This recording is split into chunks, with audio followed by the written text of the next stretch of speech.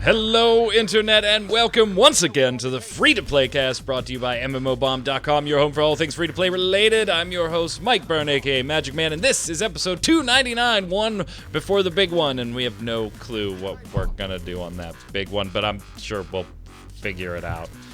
We're recording on April 25th, you're watching it on the 26th or later, and we've got Rapid Fire, we've got Disney, and we've got, a follow-up to some City of Heroes stuff, because it's just getting really fucking confusing and messy at this point, so we'll update you, and we'll continue to watch it just like you are. But to go over all of it with me, first up, Mr. Jason Winter, how are you, sir? I'm terrible, because they've been doing construction. They're like tearing out the house next door like all week, like the fixtures on the front, like the whole, like literally everything and the kitchen sink. The facade? No, not the facade. Oh, just the interior. Like all the shelving, all the counters, like the kitchen sink, all that shit's been like torn out or something. I don't know. And now it hasn't been much drilling the last few days, but there's hammering, incessant hammering. It's just.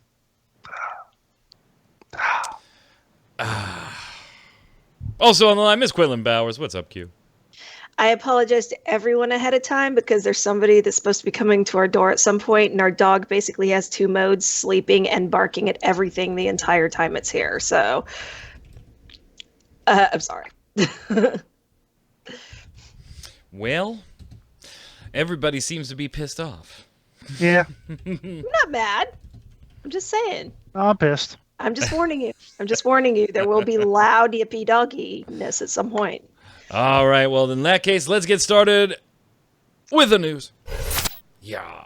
Rapid fire. So let's go through some small stuff first, and then we will hit some bigger points here. So first off, Dauntless, everybody's favorite Monster Hunter free-to-play clone, has had a pretty big update with their latest Path of the Slayer update. That actually went live yesterday, but Jason, quite a few changes here, including one that I'm kind of a big fan of, a better way to get new players into the game and into the flow, which is something both of us thought this game really, really needed when we first played it way back when. So take us through the updates, and we'll get everybody's opinion on the how well they'll be received.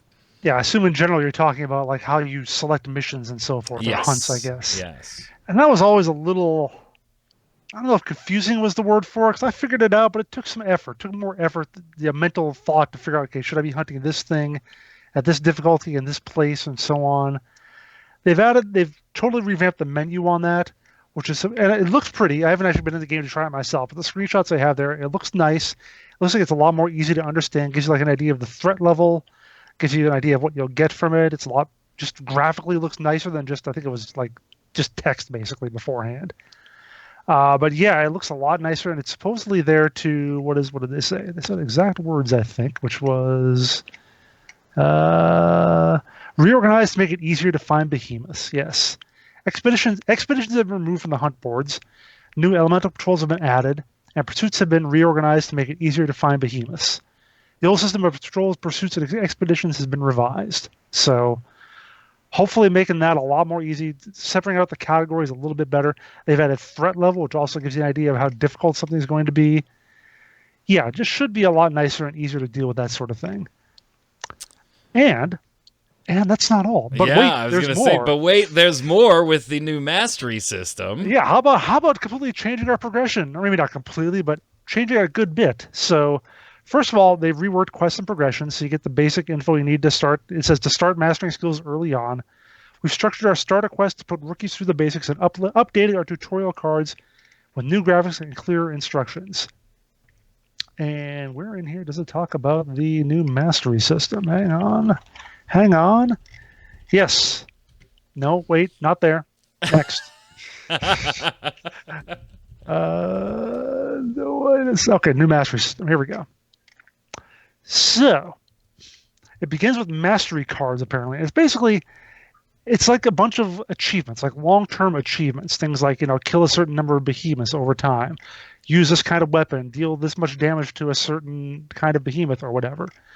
Do all that stuff, you get rewards. So it's a lot like what we've seen in a lot of other games that have long-term goals that grant you rewards for doing these long-term goals, keeps you going even beyond the basic go out and kill stuff, the basic missions and so forth. So, it's a kind of system, like I said, you see in a lot of games.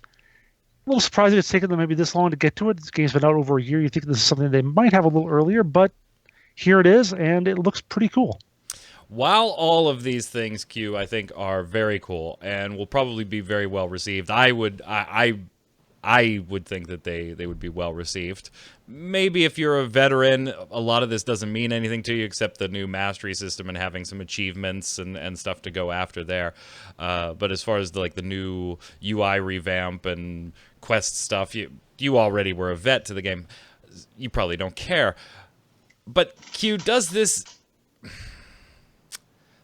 really address what Dauntless players and potential Dauntless players are really looking for? We're still seeing the slow rolling out of new behemoths. We saw one in December, and then one earlier this year. I think there was one earlier this year, wasn't there? I think so. Or one announced. Or one announced or remember. revealed. I don't remember off the top of my head. But Jason and I felt like even though we weren't super far in the game, we had seen most of what the game had to offer, and the loot cycle wasn't compelling enough to keep us there, like for me it has been with something like Division 2 or Monster Hunter 5. But I don't know. While these things are definitely good changes, and I don't want to diminish that in any way, shape, or form, I feel like Dauntless players are looking for something else, Q. Am I just nuts? Well, I mean, if you're talking about the players that have been there a while, I'm sure they would be looking for something else, right? Like part of this is just designed to help people that are coming in new. It might actually be helpful for someone like me who I really didn't play that much, and my method of determining what behemoths to go do is when I looked at it and went, oh, this behemoth drops these things, and this gear that they just announced looks kind of cool. I guess I'll go do that. Like you said, there wasn't any real indication of, hey, this is the stuff you need to do or anything like that. At least to me, it was more or less, okay, that one looks cool. I guess I'll do it, kind of thing. But I also just didn't really stick around very long, to be honest. I mean, I haven't played it since, I don't know, a couple of weeks after launch, I guess, because I just haven't really felt like going back. So, sometimes you do need a little more direction to kind of make you feel like there's a reason to be in a game. So for that purpose, yeah, but for the people that have been there a while, obviously it's not going to be any help. Jason? Yeah, I mean, for me, it was also just the fact that I'm not that into big monster hunting stuff like a lot of other people. Like you talk about being the monster hunter and sort of thing, and so forth. And even as someone who appreciates a good inventory system and a good UI, I look at this and I'm like, this is not going to be the thing that brings me back necessarily. If I were a veteran player, I think I'd be more interested in it, like you said, because I've already done. If I've been playing for almost a year now, I think it's been out in open beta. If I've been playing that long, now this gives me some new challenges to unlock. It's kind of like we talked about a little with Rifting a little while back. Hey, I got new dailies now. Woo! These are longer than dailies, of course. They're meant to be a little longer term than that. I think the rewards are better too. Yeah. So that's and it's free. It's not $15 a month or whatever the season pass is or whatever. So yeah, if I were a veteran player, I think I'd be excited about this. I just don't know that it's something to entice me as a new player or to get me back in. Yeah, Boreas was the new behemoth and was just added last month. So we were right. There was one more recently. Like 10th of March, something like that is when it came out. So, yeah, and I think that's where they've kind of got to stick. Those behemoths got to be coming faster. The new islands, they're doing that whole rotation thing and whatever. The content is where it needs. I like these changes. I agree with you. I like them for both veterans for one reason, and for new or potential players for an entirely different reason. I think it'll be easier if you've never played Dauntless to get into it now than it was 6 months ago. Not to say that it was ridiculously complex. You could figure it out. It just wasn't intuitive, Jason. It really wasn't intuitive, and you had to want to figure it out. If you didn't want to figure it out, then it was really easy to just leave the damn game and go play something else. I think these changes will help. Thumbs up to the Dauntless team, but I think the content pace has got to pick up. It just has to for this type of game.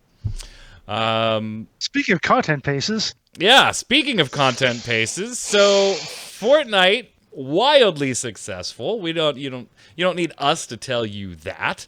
Makes tons and tons of money.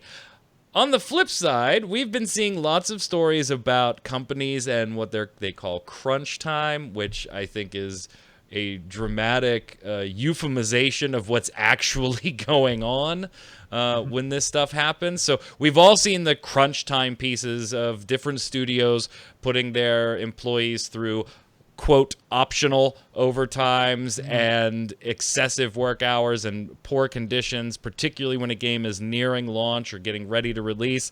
The latest of which, BioWare had a huge piece written up on Kotaku about them in relation to Anthem's development, and BioWare's really bad response to that article, which Jason, even though it wasn't free to play, brought to the show as an A-bomb. The way BioWare responded to that. One company that we haven't really heard of this type of thing is Epic Games.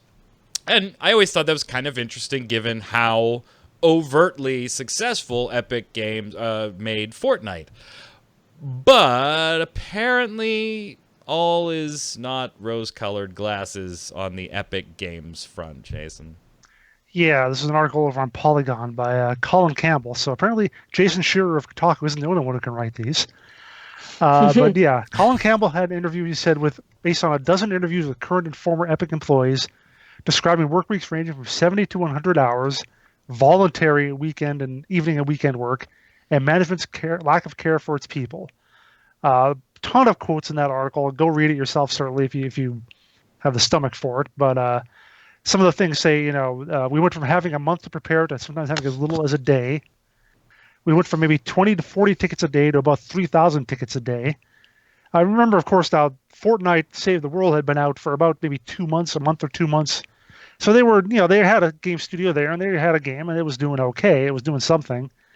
And then, Battle Royale came along and, blew the lid off that. So it's understandable that they would have gone from having plenty of time or having a relatively okay workload to something ridiculous. And to their credit, Epic did do some of the things that you talk about as being right here. They did bring on a lot more people, which some of those sources say led to very cramped quarters, which is its own issue. And they also apparently paid their people really well, like 3 times their salary and bonuses. So that at least was okay. That happened. But the work hours were still crazy. Yeah, I mean, we've heard horror stories of people not even getting basic overtime pay, let alone bonuses for these types of situations too. But no amount of money can make up for lack of sleep and health issues from having to work that kind of workload. So, coming from the business background, I'm kind of torn on this. Obviously, I think, Q, if any company is taking advantage and putting health and mental health and things like that to that level of, just beating somebody up to the point where I can't imagine them being any good at what they're doing at that point. How can you create a game, something that is creative by nature, and just be dead on your feet, depression, pills, all that kind of stuff, and still be expected to be creative? That seems counterintuitive to me in all regards. But I also see the business side of things where, like, when we're doing a new software release, it is all hands on deck for a little while. Now, I will be the first to say that my company has never put me through anything like what I've seen in any of these articles. So take my opinion on this with a grain of salt, because I'm coming at it through my own perspective, having not been an employee of a company like this. I mean, I think there's a reasonable expectation of, hey, when we get closer to launch, we're going to be offering overtime, we're going to need additional hours and things like that on any given project. But that line's got to be found on where the line stops and it doesn't become abusive or manipulative, Q. Because what are you going to do? Say no to overtime when the boss, the person that's making your decisions on your promotions and things like that, says, hey, we really need you, Q? I mean, that's manipulative. You're put in a position where you can't really say no, even though they can turn around and say it was totally optional. So there's a lot of not right going on here. But who finds the line? It can't be the companies, because they're just going to put the line where they have it right now, right? Well, I mean, that's one of the reasons unions and stuff were invented. But what you're talking about, it doesn't just apply. Like you're used to corporate business, that kind of thing. I grew up in the restaurant industry, which it's been several years now, but years ago they did a study and determined that 80% of the people working in hospitality, food service, that kind of stuff, are either alcoholics or drug addicts. And part of the reason for this is the amount of stress that you're under. If you work in a restaurant as a chef, it's a creative job. You're creating recipes, you're designing the way they look on plates, you're doing all of this stuff. But pretty much every day working in a restaurant is crunch day. Like it really, like, it's just such a high pressure job. And or if you're working in retail, right? Like when I was working at Whole Foods, they'd come in and be like, they would always make your hours just to where you couldn't ever quite hit an overtime, but you would still end up like some days working, instead of working the 6 hours they scheduled you, working 12 or 18 because somebody didn't come in or something like that. But you still weren't getting overtime because of the way they schedule your hours for that stuff. So, I mean, for businesses on that kind of thing, I think a lot of businesses, and I'm not saying this is the case with Epic or anything, a lot of businesses don't care about the mental health of their employees. They're caring about the bottom line, how much money they're getting out of them, how much work they're getting out of them for the period that they're there without having to spend any extra money like health insurance or whatever it is. So it's a situation that if you work in retail or something, or like I said, food service, which is, like I said, a creative job, or you were talking about how do you expect people to be creative under these conditions. They expect it all the time in a lot of restaurants, right? Yeah. You're supposed to come in and just create a dish and make it look pretty and make it, be perfect on the plates when you send it out to the people and everything else. But you're still supposed to do it in almost a factory kind of setting. Yeah. So, I mean, a lot of people, when you're not talking about these higher end jobs, they're used to that kind of situation anyway. Nope. Completely wrong. Because the point is that, yes, they might be used to that to some degree. And like Mike says, sometimes when there's a big software thing going on, that's fine. But you don't do it every day for 5 months, right? True. I mean, that's what I'm saying, though. In the restaurant industry, you are doing it every day, days on end. Really? That's the way. Yes. When I worked as a chef, I would spend 10-hour days, 5 days a week, 10-hour days. Only 5? Well, because these guys work 6 or 7 days a week. Right. So. Well, the reason being for this portion, our restaurant closed 2 days a week so that we could come in and clean. Well, that's not what happens here.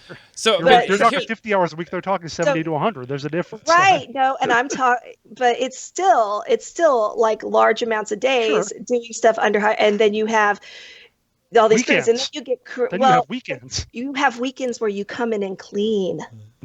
Well, and that's kind of why I did paint my view, saying, hey, this is through a lens that I, disclosure, have never had to deal with the crunch time type stuff that is being described here.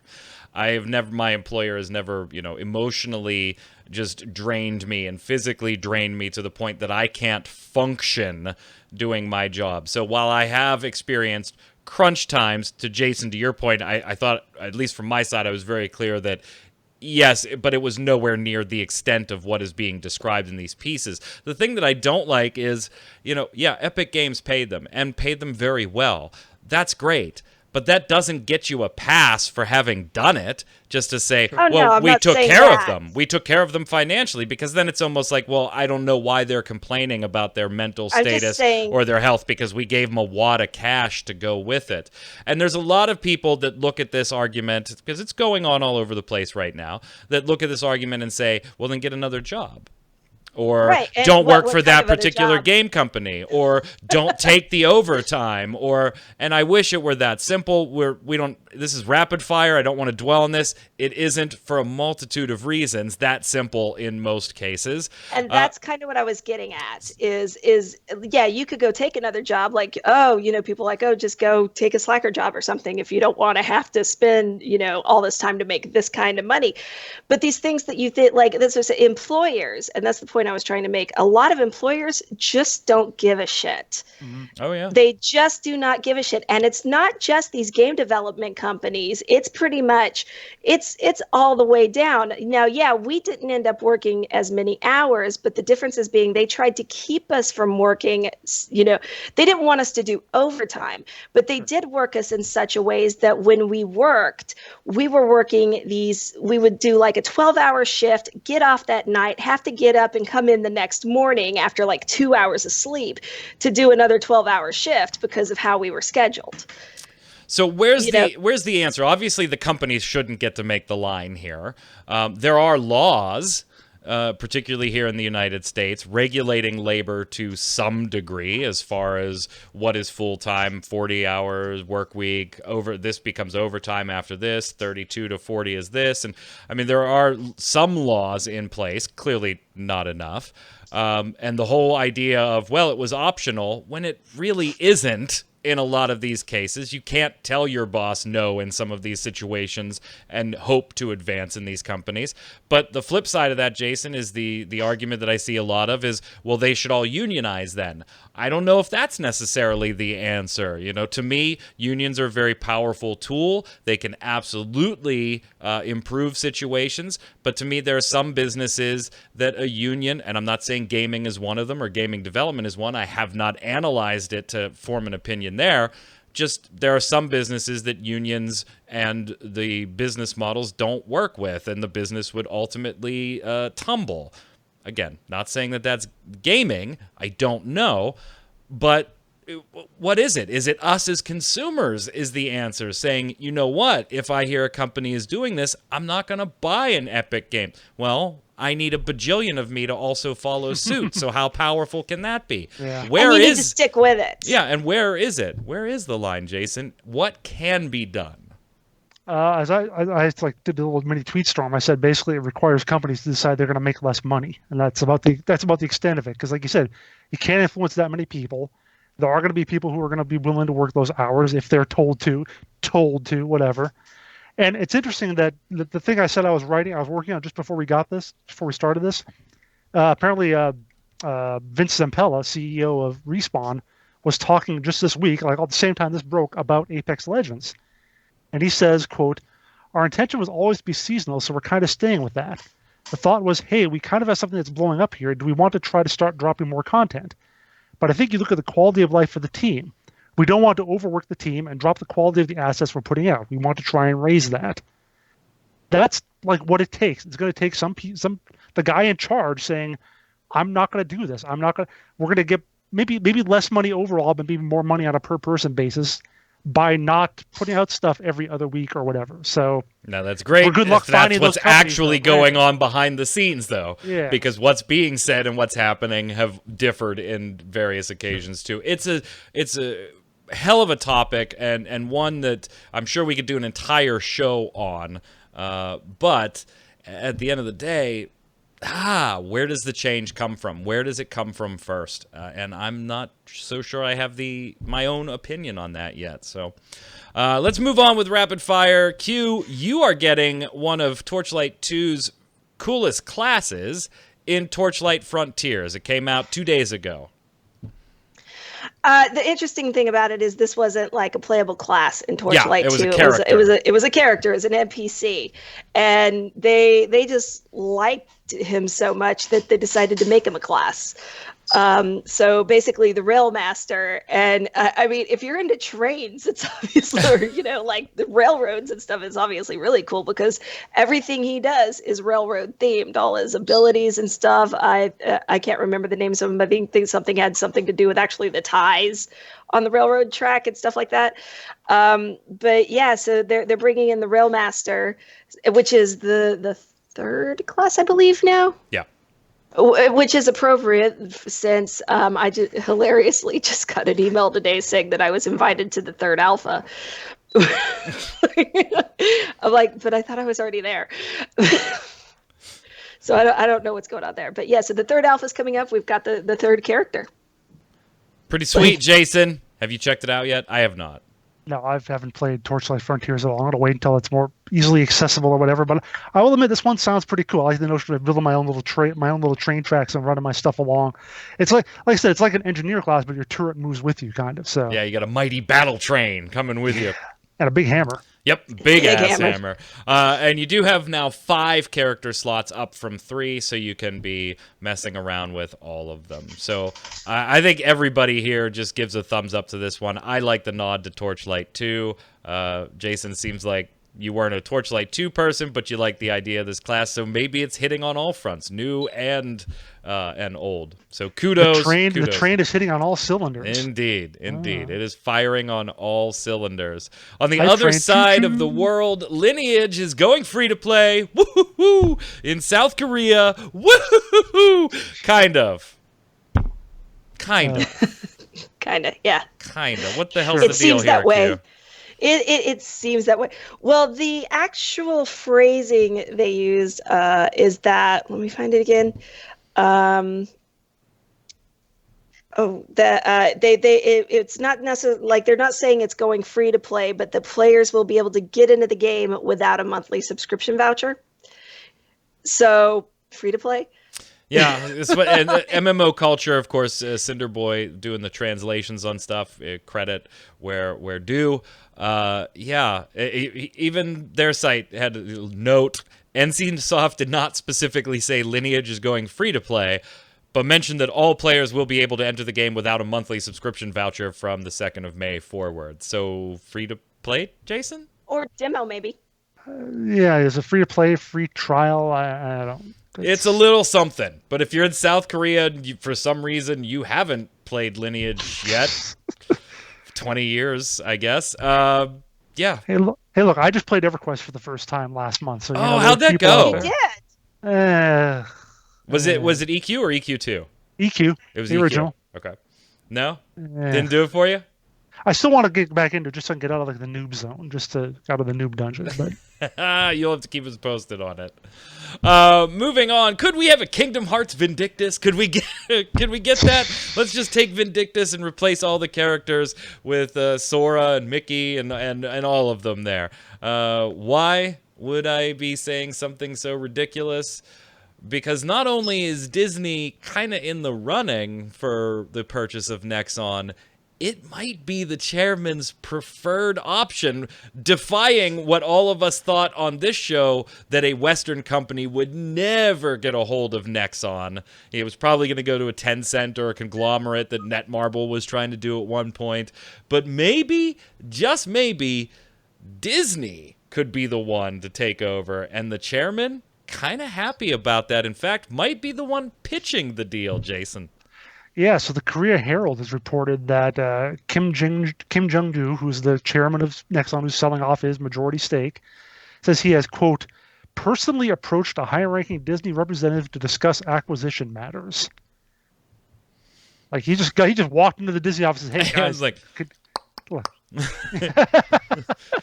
I'm here to see whoever's in charge. is Mr. Disney Who is available? in charge now? I've got a proposition for you. Who's Disney's CEO? I don't know. Yeah, who's in charge now? No, Eisner's been out for Robert Yeah. Iger. Yeah, that's it. Rob Iger. Yeah, Eisner's been out for a long time. So yeah, and I thought the quote that was given when he compared Disney to Nexon, granted, this was a few years back, right? 2015-ish.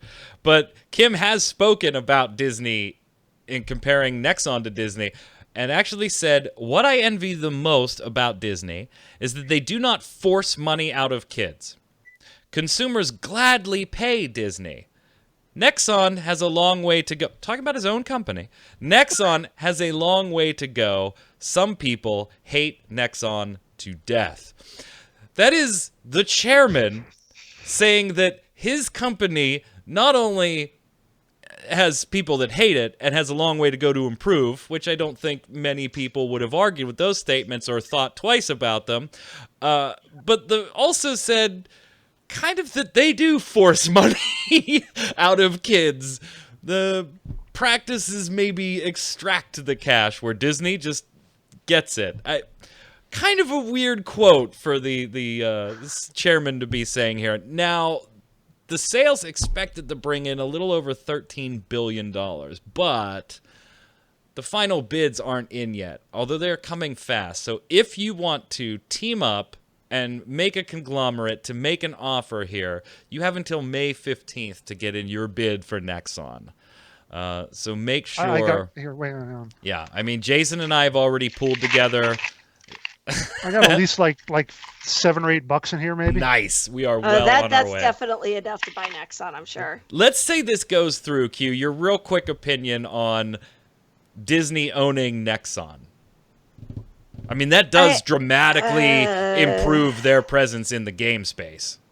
It does, but it's also like they already own 40% of the movie industry now that they've acquired Fox. I mean, how much do we really want Disney to own of stuff? I mean, I'm not sure that's the best idea.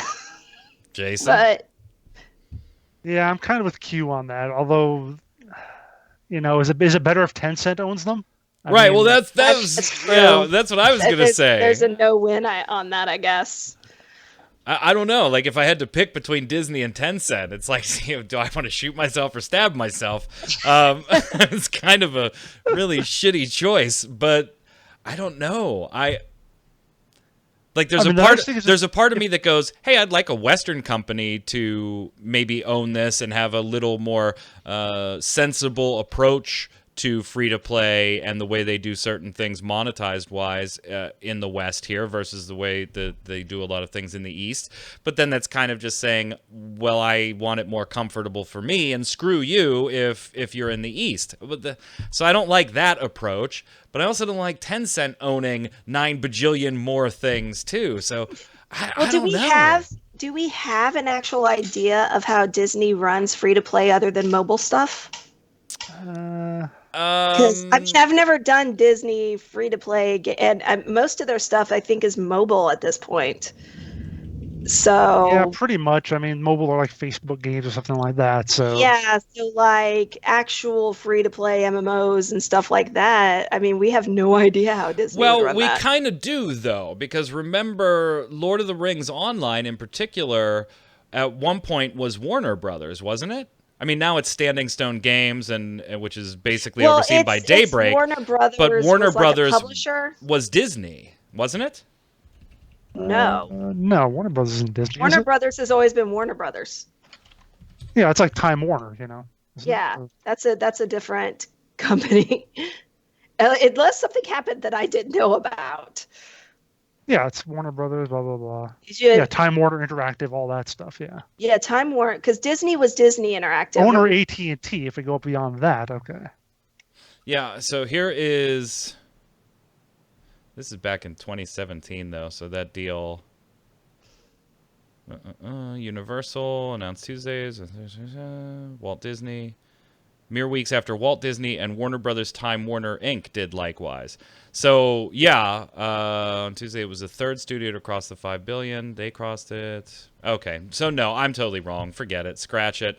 I thought for some reason that there was a link with DDO and Lotro through to Disney, through Warner Brothers to Disney, but I must be thinking of a different company. No, if Disney buys Warner and then, drops and buys, so, like, pretty much Disney is Hollywood at that point, so. It's okay, though. You started by talking about Kingdom Hearts and trying to sort out all the Kingdom Hearts characters and relationships. Yeah, we'll just say similar, that I was drugged up on Kingdom Hearts. Wait, Sora owns Disney? Right? Yeah, totally forget it. So I guess, yeah, Facebook. There's got to be here Disney. There's got to be a connection. There has to be. Disney, to my knowledge, there was Disney Interactive, and they did try to do stuff, but I don't think they just got very far with it, and they kind of just petered out, and they've just been doing mobile games since, as far as I know. Well, I don't know. Oh, we do. Yes. Now I know where my brain was going. I went totally in the wrong direction. Marvel Heroes and Gazillion. That was Disney. So we kind of do have an idea how they would handle free to play. Originally? It wasn't originally, but when they took over, they didn't change anything about the monetization either. Okay, so it's really how whoever was building for Marvel, right? Marvel and then came Disney from bought Marvel, Disney, and right, Disney just left it alone. and left it alone. So But would that's this different. same type of thing be the case where they're buying Nexon, getting these already pre-established games that have monetization practices? Are they going to be leaving it alone, or would they be doing something to them? History shows that they probably just leave it alone or close the damn thing. But history Yeah, shows yeah. that with one game. Yeah, I mean, it's not a great history to go At the with. very least, I Uh, don't see them suddenly making everything better. Yeah, yeah. that's the thing is like you're talking about a company that a lot of people hate the way they monetize Yeah. it. So do they suddenly go in and go, well, we've got it now. I guess we have to fix this, or I don't do know. they just go, well, they'll just live with it because they've been living with It it is this whole time? It is potentially interesting to see a Western company take over, because that's what this would be. It is a controlling stake in a very, very predominantly long time held Eastern company in the game space here. I just don't know if I'm all that keen on it being this company. Although the other choices weren't really any better, right? Activision, Blizzard, EA, Comcast. So, Well, Activision Blizzard loosely ties it back into Tencent. right. So Everything they're all the loosely ties back same. into It's yeah. Tencent. Disney and Tencent. They're nice husband and wife. Let's slide over to the last piece here. Want to catch you up on some of the City of Heroes stuff. Now, we're not going to talk about it very long like we did last week, but pretty much immediately after the show and throughout the whole last week, there have just been micro updates to this whole big mess with City of Heroes and the private server that was spun up. So first off, we had the source code go public, which meant somebody else picked it up and opened up their own private server. And then that was under threat of DMCA. And some people were commenting on our article here saying, oh, it was taken down from DMCA. No, it wasn't.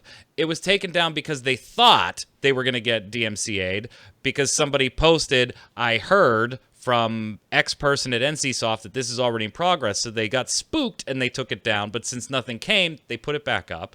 So then we got that whole thing. Then we got Titan, number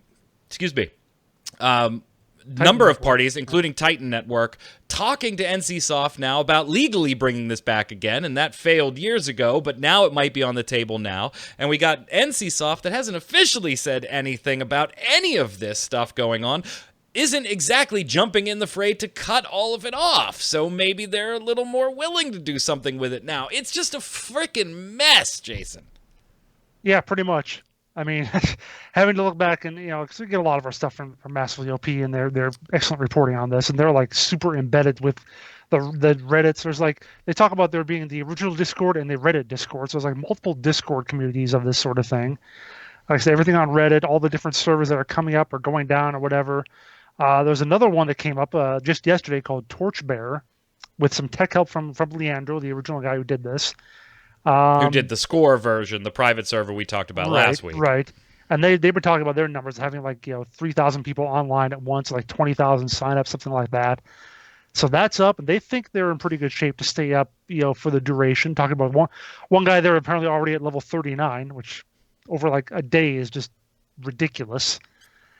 Because this is a 2004 MMO, although they might have sped up a little bit over the years, but to do that in one day is pretty crazy. Like you said, the guy from Paragon from Titan Network who's Paragon Chat, he's supposedly in negotiations with someone actually at NCSoft to get all this done. In terms of like NCSoft not saying anything officially, I think of course first of all they don't want to legally give it the yay or the nay until every lawyer in the company has a say in it. Like, yeah. All 5,000 of them, or however many there are, is probably and to adding something that to point, this. the representatives from Titan Network have even said we're working at the speed of legal. Yeah, exactly. So I don't know.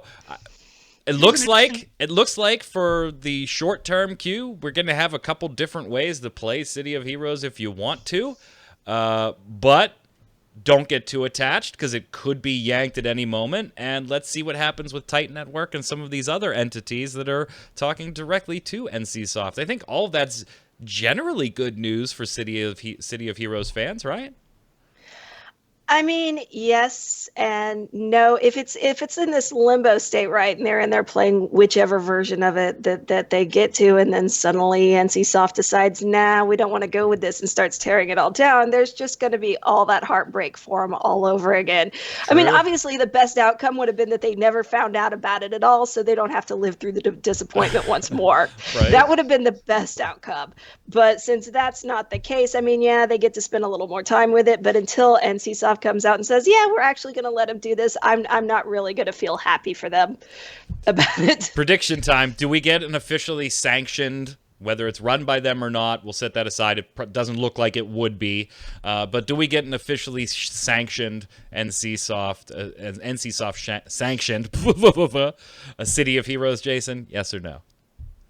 I think we will, but I think they're going to be really careful about it because something someone brought up, or they brought up, oh, gee, maybe this means we'll get Tabula Rasa back someday too. And now I'm thinking to myself, oh, where does it end? If NCSoft gives in on this, is there Tabula Rasa? Does someone start a WildStar server somewhere? No.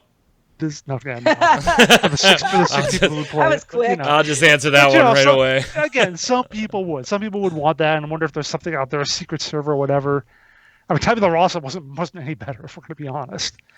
But yeah, it makes you wonder then that if NCSoft does allow this to happen, does that open up the floodgates for possibly other stuff? Well, that's why I think, we're going to get a definitive answer. At some point, it's going to be a definitive yes or no. I don't think it's to the point now, to Q's point, now that the source code's out and somebody else has spun one up, and now there's somebody else that's potentially going to be spinning another one up. By the way, most of these don't have your characters on them, so you'll be starting new. Just so you know, don't go looking on many of these for your previous characters. I think it's Pandora's box is open to the point on this one where we have to get a clear yes or no at some point. I don't think NCSoft can turn around now, to your point, Jason, and kind of say, we're not aware of it, whatever you do, go ahead. I think the box is open to the point where they either have to step in and say, shut these all down, or they have to ally up with somebody like a Titan Network or somebody else and say, all right, let's go ahead and do this. We'll allow you to do this. Here's the stipulations. Everybody else, though, you got to shut it down. Here's some takedown notices. I think we definitely get a yes or a no at this point. Which one it's going to be? Jason, you think it's probably more yes than no, it sounds like. Yes, yeah. You lean towards yes. Q? I would say code-wise, I could see the code, yes. However, what you guys were talking about using those characters, and other stuff and everything last week, I don't necessarily know that if they do let them do it, it's going to be like, this is City of Heroes as you knew it, like character-wise or whatever else. Because if they do give them, like, there's that whole copyright issue and them using the same characters and stuff. If they want to use it in some of their other games or anything else, then I feel like that creates issues. So see, I don't. I could see NCSoft saying, Jason, we're going to work with you and allow you to do this, but we still own these items. So if we want to use them in advertisement or games or whatever, we're not coming to you and asking for permission. These are ours. We're just giving you permission to use them. It'd be impossible to have the game without them because, Statesman gives you missions or something. It's like an NPC you talk to in the city. So, I mean, you kind of have to have talk to any NPC in the city. So, at certain points. So do you lean more towards no, Q? I just feel like copyright-wise that unless they make changes to it and stuff, it kind of puts them in a weird spot because there's that whole thing of if you let somebody else use your stuff, then, you kind of set a precedent that somebody else can come along and use your stuff. See, I don't think that's the case, though. If I make express written contract with Jason on how he's going to use it and then I'm giving him permission to use it, I can certainly go and defend my copyrights somewhere else because Jason has my permission. These other people don't. That may do it too, but it's just a level of, I guess, the lawyers deciding how much is like how much security it gives them when they agree to do this, if they agree to do it. I also think a big sticking point in these negotiations are going to be, how does the server fund itself? NCSoft isn't going to let, Titan Network spin this up and just make money off of it. Sure. But Titan Network does need to have some type of income to be able to support actually running the thing, assuming that NCSoft is not going to be involved in any way, shape, or form on that front. So I think there's a balance issue there that has to legally be sorted out. I'm going to lean more towards yes, but just barely at this time. I'm like, it's I can hear a heartbeat, but I got to listen real closely. So That's just the construction next door. there you go. Let's slide over and do the weekly bombs. I'm going to give a dub bomb to Zach, who did our first look this past week for Albion Online. Great first look. And, I don't know if it's enough to get me to play it, but it's a great first look, and he's really, really enjoying it. So good on him. And I told you he'd be around here and there. He's still in our chat and talks to us and all that fun stuff. So dub bomb, it was a great first look. Check it out, even if you're not, a huge Albion Online fan. Maybe this will answer some questions for you. Jason. I'm going to give a dub bomb to Blizzard for introducing the Overwatch Workshop, which is apparently a really complex set of tools you can use to make all sorts of crazy things in Overwatch. Different objectives. You can change how heroes work. You can do all sorts of, almost to the point of making like your own game modes, basically. Like very, very complex programmer tools. I have to take a look into it, see what kind of wacky stuff I can figure out, and see what other people are doing too. Cute. I'm going to give an A-bomb to Ion and the whole server merging a server that really honestly hasn't, it feels like it hasn't been around that long, not compared to other ones, but one that was literally set up just for an expansion, and now it's already merged back into the two that existed. So just in case you weren't sure, that game was shrinking. And also, I'm going to give an A-bomb to the bird that has been making noise continuously over here. I don't know if you guys could hear her or not. Oh, Just a little minutes bit. or so, it seemed like. Yeah. She was playing peekaboo a bit ago, so... From the viewers, we have Lurch2000 saying, if they can sue an online game lockbox system for whatever reason, then shouldn't they target be the state lotto system? No, talking about Valve getting sued, because the state lotto system is licensed to operate a gambling operation in the state of Washington, and the whole premise of the lawsuit from the reservation against Valve was that Valve is not licensed to run a gambling operation, so therefore it was illegal competition, not legal competition, like the lotto would be. Jason, go ahead. Elusive X Treasure says, A-bomb to Atlas Reactor closing. Sucks even though I knew it was coming. I stand by my affirmation that Gamigo bought Triumph for Trove and all the games are on borrowed time, Arcade notwithstanding. Anyone who believe thee will keep the games running shtick after the months of nearly radio silence and non-news is naive. Yes, indeed. Indeed. Cute. Misfit Rain, I'm going to give a bomb to you guys. Although I had already heard about the City of Hero news and Climax, you guys still made me tingle for talking about it. Thank you for that moment again. Really? Okay, wow. I'm just... I'm just going to go over here. Need a cigarette after that. You're welcome, Misfit. I'm so happy for you. Congrats. Darth Strike, sorry, typo there, says, you should be thanking Leandro instead of accusing him. Jesus Christ, I can't even listen to this any more of this crap. I don't think we were accusing Leandro of much besides hiding the stuff and possibly opening himself up to doubt or not being trusted based on some answers that were given. And potential lawsuits. Yeah. Actually, I had to ask Jason when I was reading the notes who Leandro was, because I cared about this topic so much from the last time that I remembered who it was. Yeah, and I don't even think we personally gave much of an opinion on Leandro and what they had done with the score server. I think we were more talking about what was going on by COH heroes, COH fans on Reddit and on Discord, where they were not happy with Leandro. I think what we have here is a case of quote us, misunderstand us, which I've seen in articles before. I'll have an article that will quote like some executive saying, we think our game is great. and someone in the comments says, "F Jason, he thinks the game is great." It's like, did you actually see? Well, that I I'm do quoting what generally someone think else that, is saying? hey, you should be somewhat dubious of somebody that's doing something in secret that could potentially have had access to data, and you're not sure whether or not they have access. Like, I don't think there's anything wrong in saying, maybe I'm not as trusting of Leandro as somebody else might be. I don't think it's unreasonable to be, but as far Again, as pretty much all that bashing... comes from the stuff that other people were saying that I reported on. People saying, Right. "Hey, I think he's this or Yeah. he's that or whatever." Well, So, I mean, if we bashed him, sorry, Darth Strike, but I don't get, at least from my memory, I'll go back and watch. I don't think we were all that critical of him, just some of the things he had said and done, and we're giving feedback from others on it. But if we were and you didn't like it, I'm sorry. You don't have to listen. Pew. Jason, go ahead. Cartoon Kingdom says, "MMO Bomb, could you hook me up with a City of Heroes invite?" Yeah, I'm gonna start my own Touche. You are server. the Actually, yeah. There we Cartoon go. Kingdom, you are the funniest. Go ahead, Q. Harkonis, pretty bummed about Atlas Reactor, but I guess I'm at fault as well. See, it's good to admit these things.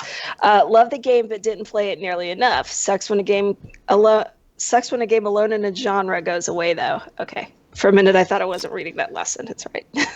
Unicycle Peon, and I left this comment away from our question of the week because this was more in response to the topic, not, your thoughts on a server running. So Unicycle Peon says, regarding City of Heroes, some people on Reddit were in on it.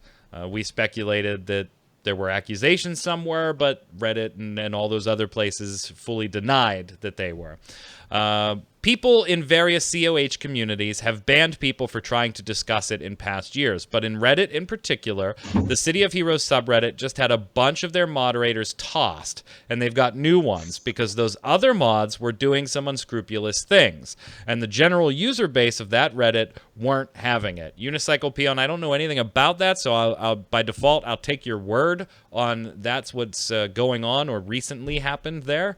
All I can do is give you their official statement that they said they had nothing to do with the score server or it being hidden or pooled when it was mentioned.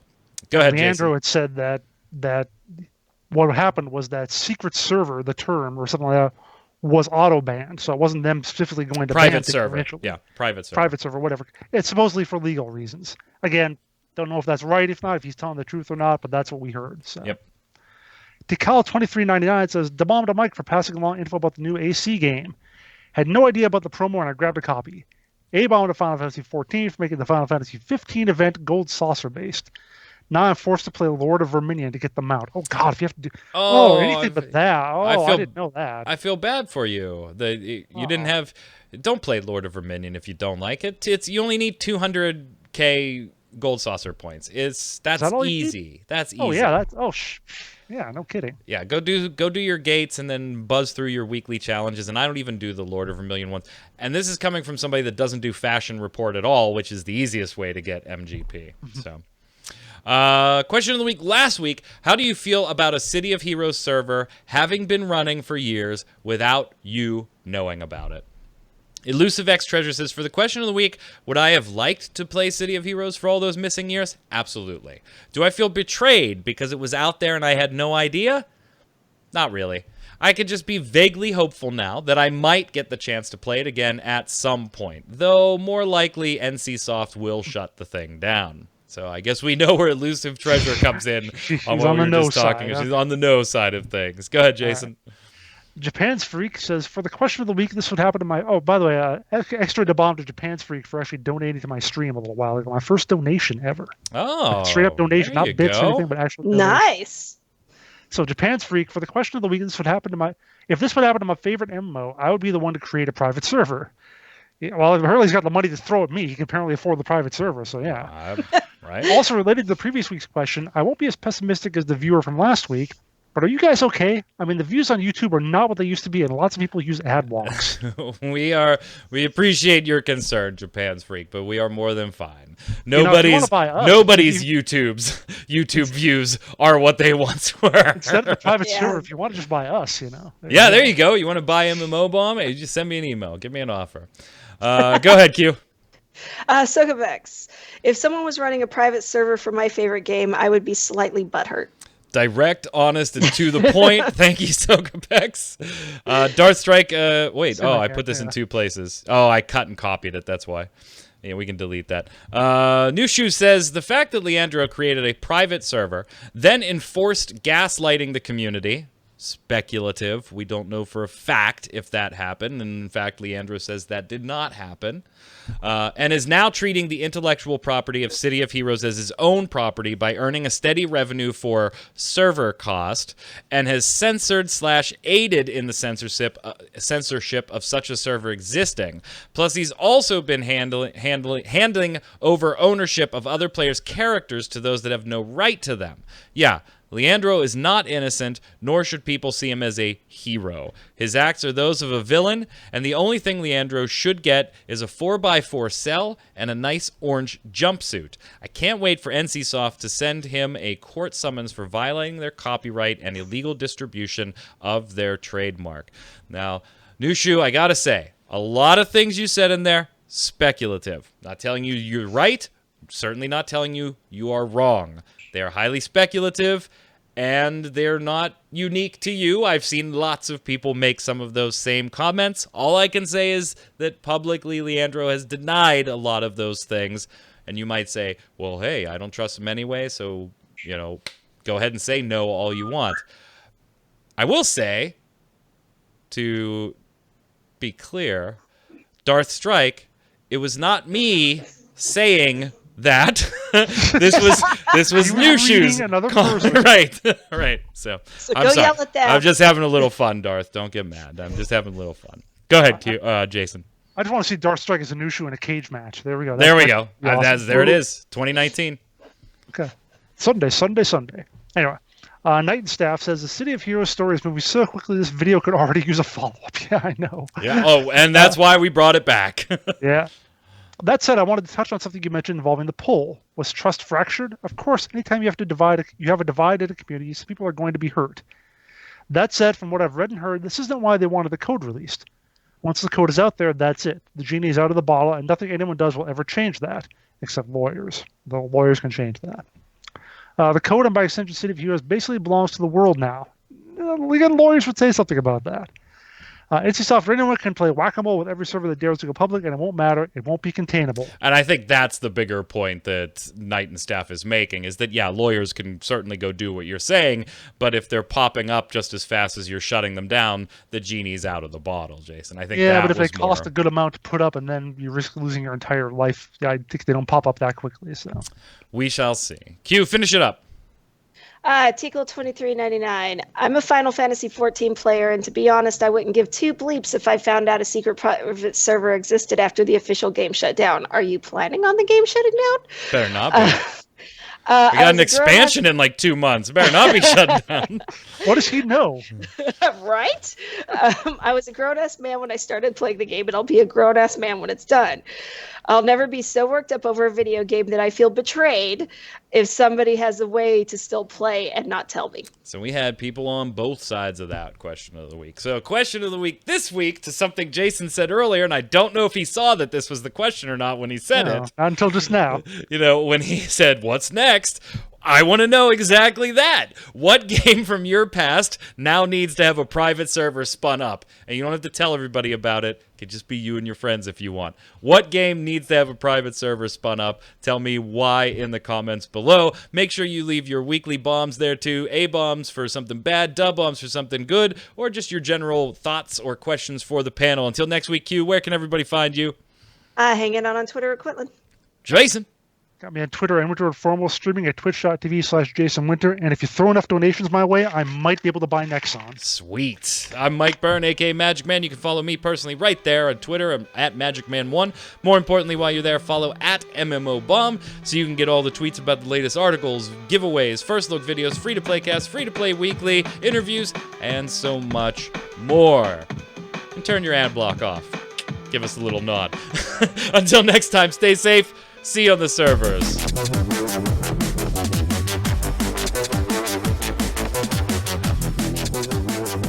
Did you guys get that? Turn the ad block off from the comment earlier in the show? I really didn't, because you always robot when you get to the end because you're playing the music over top. Yeah, it just goes all wobbly. Yeah, and I'm also recording this little last portion for anybody that wants to stick around at the credits there. What? So the joke Song, didn't what? fly. It didn't fly. All right. What? Huh? It didn't fly. All right. Talk to you.